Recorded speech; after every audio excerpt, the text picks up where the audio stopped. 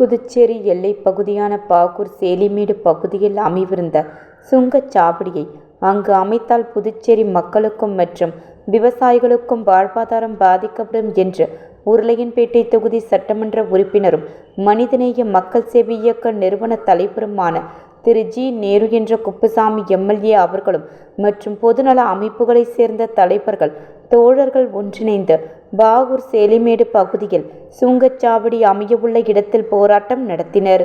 மேலும் பாகூர் சேலிமேடு பகுதியில் சுங்கச்சாவடி அமைக்கக்கூடாது என திரு ஜி. நேரு என்ற குப்புசாமி எம்எல்ஏ அவர்கள் சென்னை உயர்நீதிமன்றத்தில் வழக்கு பதிவு செய்தார். மேற்கண்ட சேலிமேடு பகுதியில் சுங்கச்சாவடி அமையக்கூடாது என்ற வழக்கு இன்று சென்னை உயர்நீதிமன்ற மாண்புமிகு தலைமை நீதிபதி அமர்வு முன் விசாரணைக்கு வந்தது. வழக்கில் ஆஜரான நமது வழக்கறிஞர் திரு ஞானசேகர் அவர்கள் சுங்கச்சாவடி அமைப்பதற்கு எதிர்ப்பு தெரிவித்து சிறப்பாக வாதாடினார்.